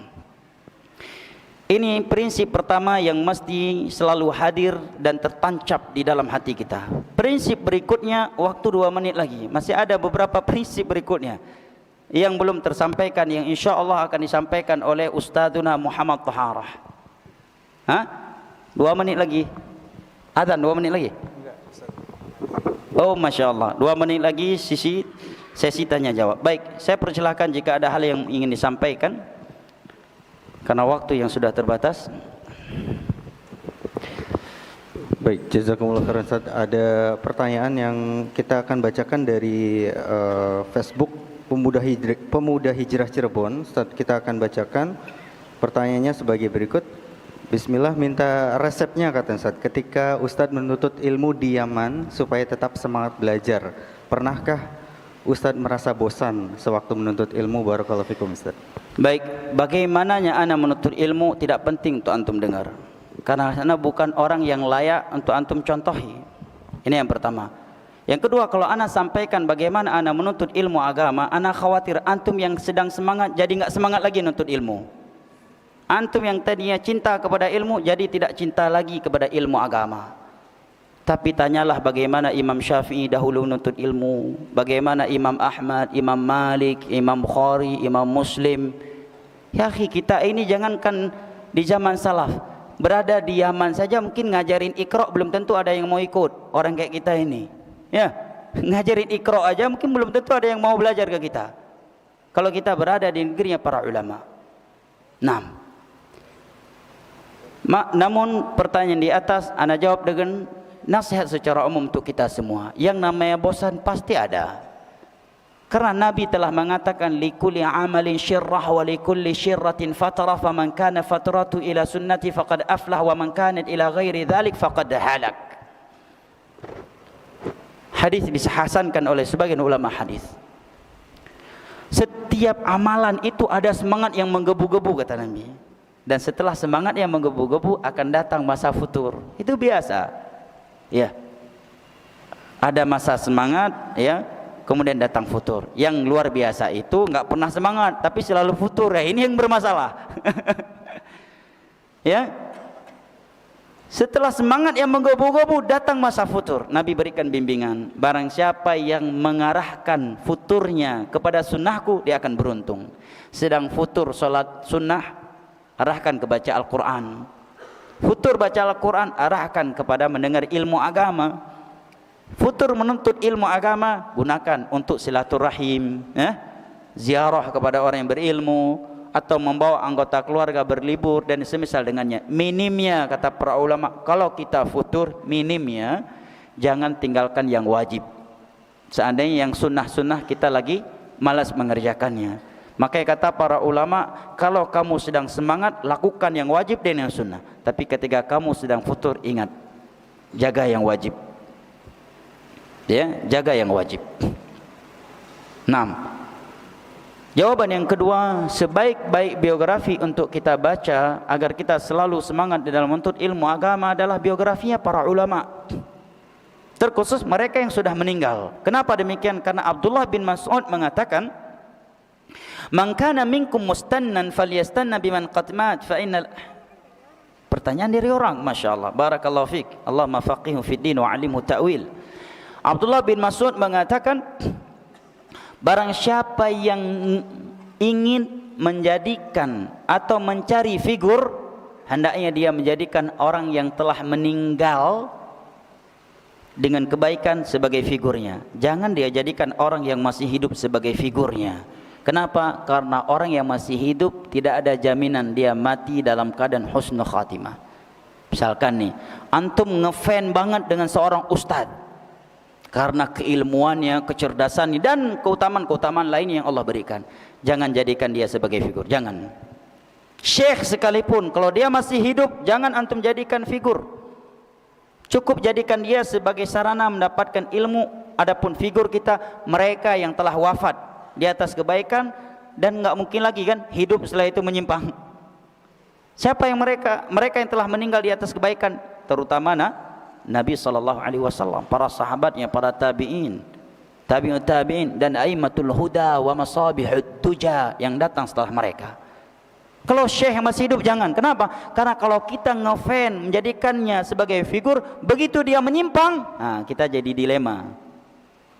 Begitu dia menyimpang, kita akan mengikuti penyimpangannya, ya, atau kita akan fanatik kepadanya. Begitu juga dengan ustadz, jangan pernah menjadikan orang yang masih hidup sebagai figur Anda. Itu nasihat Abdullah bin Mas'ud ratusan tahun, lebih dari 1000 tahun yang lalu beliau sudah sampaikan itu.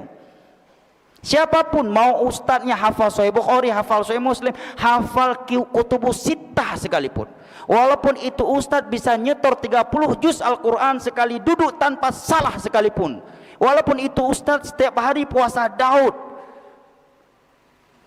tahajudnya lu. Jangan jadikan orang yang masih hidup sebagai figurmu, kata Abdullah bin Mas'ud. Kalau kamu ingin ngefan, ingin mencari figur, jadikan orang yang telah meninggal di atas kebaikan sebagai figurmu, karena mereka sudah meninggal. Kalau orang yang masih hidup, nggak ada jaminan dia akan istiqomah di atas itu. Banyak kan hari ini ngefan luar biasa kepada seorang ustadz. Saking ngefannya, senyuman ustadz pun dianggap mujizat dari Allah. Ya, saking ngefannya kepada sebagian ustadz, senyumannya ustadz seakan-akan mukjizah dari Allah. Akhirnya begitu itu ustadz menyimpang, karena udah ngefan banget, dia pun ikut menyimpang. Atau minimalnya membela penyimpangannya itu. Atau kalau ustadz itu futur, dia pun ikut futur. Alah, ustadz aja futur kok, apalagi saya yang bukan ustadz. Kenapa kita nggak mengatakan Allah, ustadz aja masuk neraka kok, kenapa saya nggak masuk? Kan itu maknanya. Ustadz aja futur kok, kenapa saya nggak futur? Berarti maknanya ustadz aja mau masuk neraka kok, masa saya nggak mau masuk neraka? Yang bukan ustadz, begitu. Nah, ini nasihat Abdullah bin Mas'ud. Jangan jadikan orang yang masih hidup sebagai figur Anda. Walaupun dia seorang syekh hebat, syekh yang sudah tua renta, hafal Sahih Bukhari, Sahih Muslim, membaca dalil seperti air yang keluar dari keran. Jangan. Cukup jadikan dia sebagai sarana untuk meneladani Rasulullah sallallahu alaihi wasallam, para sahabatnya, para tabi'in, tabi'ut tabi'in, dan ulama-ulama yang datang setelah mereka, dan mereka telah wafat di atas kebaikan.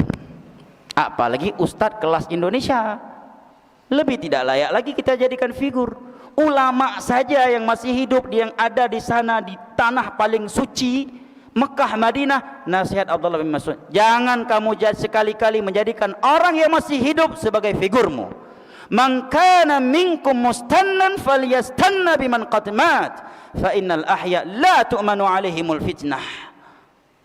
Barang siapa yang ingin menjadikan seseorang sebagai figurnya, jangan sekali-kali dia menjadikan orang yang masih hidup, walaupun dia ulama kibar yang mengajar di Masjid Nabawi, walaupun dia ulama kibar yang sudah membungkuk mengajar Sahih Bukhari, Sahih Muslim, jazahullahu khairan. Ulama kita menuntut ilmu kepadanya, kita menghormatinya, memuliakannya. Untuk menjadikannya figur, jangan, karena dia masih hidup. Karena dia masih hidup. Cukup jadikan orang yang telah meninggal di atas kebaikan sebagai figur kita, karena dengan mereka itu kita nggak akan dilema. Kalau orang masih hidup begitu, pagi kita ngefan, siang dah dia udah nyimpang, kita akan ikut menyimpang seperti dia, atau kita akan banting setir, balik arah, buang badan. Udahlah, gua nggak ngaji lagi. Ustadz yang aku mengenal dakwah aja lewat beliau, sekarang udah futur kok. Dia juga dicukur jenggot, dia juga udah masuk ke diskotik lagi, udah main riba lagi, udah main judi lagi. Apalagi gua yang bukan ustadz. Bukan begitu prinsip beragama. Ya, tetapi kalau ucapan Abdullah bin Mas'ud di atas kita amalkan, kita nggak peduli. Walaupun seluruh ustadz di Indonesia, naudzubillah, semoga tidak, sudah meninggalkan kebenaran, kita nggak akan goyang. Kenapa? Karena bukan mereka figur kita. Figur kita adalah orang yang telah meninggal di atas kebaikan. Yang pertama adalah Rasulullah sallallahu alaihi wasallam, para sahabatnya, para tabi'in, tabi'ut tabi'in, 4 imam mazhab, dan a'immatul huda wa masabihud duja yang datang setelah mereka. Naam, ikhwanil kiram wa akhwati al karimat, sudah dan 3 menit lagi.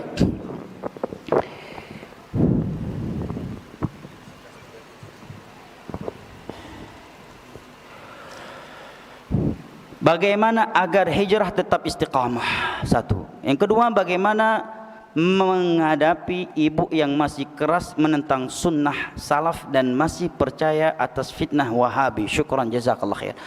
Ya ikhwan, barakallahu fikum. Istiqamah, sumber istiqamah yang paling pertama dan utama adalah doa. Jangankan kita, Nabi kita sallallahu alaihi wasallam, Rasulullah, tidak ada yang masuk syurga sebelum beliau memasukinya, ya kan? Apa doa yang paling sering beliau bacakan? Allahumma muqallibal qulub, tsabit qalbi ala dinik. Ini doa yang paling sering beliau baca, dan beliau seorang nabi, seorang rasul. Bayangkan. Ini yang pertama. Yang kedua, tauhid. Tidak ada yang lebih mengokohkan seseorang di atas jalan Allah di dunia ini dan di as-sirat pada hari kiamat selain daripada tauhid, akidah yang lurus. Allah berfirman, yuthabbitullahu alladhina amanu bil qawli tsabiti fil hayati dunya wa fil akhirah. Allah akan mengokohkan dengan al-qaul, ucapan yang kokoh, yaitu la ilaha illallah, kalimat tauhid, landasan akidah di dunia dan di akhirat. Tauhid.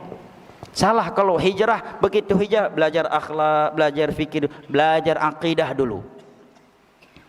Belajar apa itu iman kepada Allah, apa yang dimaksud dengan iman kepada para malaikat, apa yang dimaksud dengan iman kepada para rasul, iman kepada kitab-kitab Allah, iman kepada hari akhir, dan apa itu iman kepada takdir.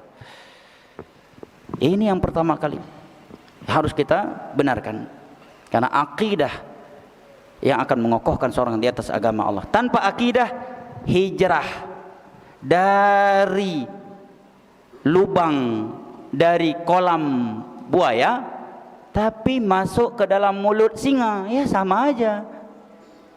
Hijrah dari kolam buaya ke dalam mulut singa. Hijrah dari maksiat, memang berhijrah dia, bukan lagi penzina, bukan lagi penjudi, bukan lagi pemabuk, tapi setelah taubat dari maksiat justru menjadi pelaku syirik dan bid'ah. Masih mending sebelumnya, karena dosa maksiat itu di bawah syirik dan bid'ah. Itu namanya hijrah dari kolam buaya masuk ke dalam mulut singa. Ada nih? Baik, sekarang sebelum kita tutup ada hadiah, ya. Baik, hadiah yang pertama, siapa pemuda yang datang ke sini dari tempat yang paling jauh untuk nuntut ilmu agama, dapat hadiah. Merasa diri yang paling jauh ke sini. Pemuda yang paling, antum masih muda. Masya Allah, bagus juga nih, udah tua menganggap muda. Masya Allah. Berapa umurnya tuh? Muda itu 17 sampai 40 tahun. Ini yang paling muda dari tempat yang paling jauh. Siapa? Dari mana? Mana? Amblang, arah. Berapa jauh? 20 kilo. Ada yang lebih jauh? Masya Allah, ini jauh nih. Masya Allah. Dari luar Jawa ada, dari luar Jawa. Indramayu. Fadhal. Indramayu. Silakan. Masya Allah. Siapa yang datang ke majelis ini dan dia membawa statusnya sebagai raja yang ditemani oleh 2 ratunya. Masya Allah, Masya Allah. Paham maksud anak? Datang sebagai raja yang ditemani oleh 2 ratunya, membawa, dan sebagai seorang yang poligami. Siapa? Dengan 2 istrinya. Dua-duanya dibawa majelis ilmu agama. Masya Allah. Istri antum bukan istri orang maksudnya. Siapa? Hadiah? Enggak ada. Enggak berani ngaku. Enggak ada yang berani. Ya udah. Siapa yang datang dengan kedua orang tuanya atau salah satu dari orang tuanya? Ahsan, Masya Allah. Barakallahu fi. Semoga Allah mudahkan antum pergi dengan kedua orang tua antum ke Ka'bah. Amin. Itu menjalankan ibadah haji dan umrah. Baik, berikutnya, siapa pemuda yang sudah berulang kali melamar tapi ditolak terus? Sebagai hiburan, kasih hadiah, berhak. Orang yang paling sedih di dunia adalah seorang jomblo yang sering kali ditolak lamarannya. Dapat hadiah. Siapa? Udah berulang kali ngelamar tapi ditolak lamarannya, dapat hadiah. Gak perlu malu. Ada? Silakan. Kasihkan untuk beliau. Yang mana orangnya? Antum udah berapa kali ditolak? 3 kali. Ya Allah, Allahu Akbar. Inna lillahi wa inna ilaihi rajiun. Baik, hadiah berikutnya. Siapa yang udah ngebet banget poligami tapi belum poligami juga? Siapa? Antum. Ya udah. Barakallahu fikum. Baik, karena adzan zuhur sudah, waktu zuhur sudah masuk, maka saya kembalikan kepada saudara kita moderator. Jazakumullahu khairan wa sallallahu ala nabiyina Muhammad wa ala alihi wa sahbihi wa sallam wa akhiru da'wana anil hamdulillahi rabbil alamin. Jazakumullah khairan barakallahu fikum Ustaz atas penyampaian materi yang sangat bermanfaat sekali dan semoga menggugah kita semua untuk bisa dapat menemukan jalan kebahagiaan tersebut, jalan yang membawa kebahagiaan baik di dunia maupun di akhirat. Amin ya rabbal alamin. Baik, teman-teman semuanya, mari kita tutup tablik akbar kita dengan doa kafaratul majlis. Subhanakallahumma wa bihamdika asyhadu an la ilaha illa anta astaghfiruka wa atubu ilaik. Wassalamualaikum warahmatullahi wabarakatuh.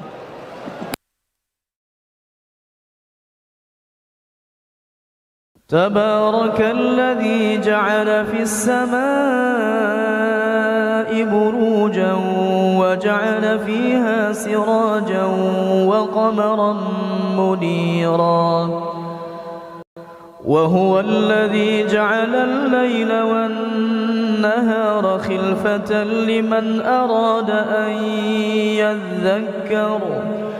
لمن أراد أن يذكر أو أراد شكورا وعباد الرحمن الذين يمشون على الأرض هونا وإذا خاطبهم الجاهلون قالوا سلاما والذين يبيتون لربهم سجدا وقياما والذين يقولون ربنا اصرف عنا عذاب جهنم إن عذابها كان غراما إنها ساءت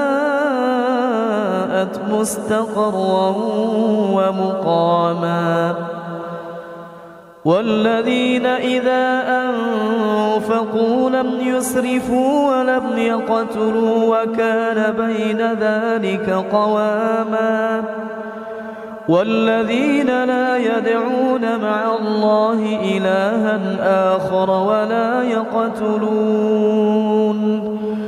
ولا يقتلون النفس التي حرم الله إلا بالحق ولا يزنون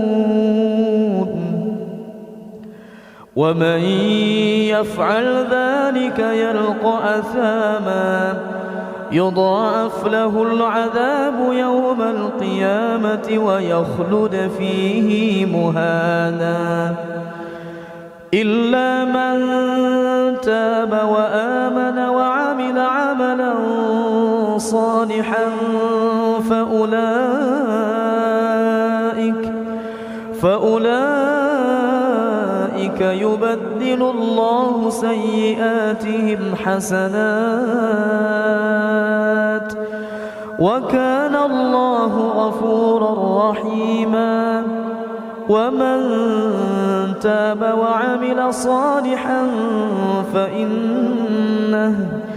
فإنه يتوب إلى الله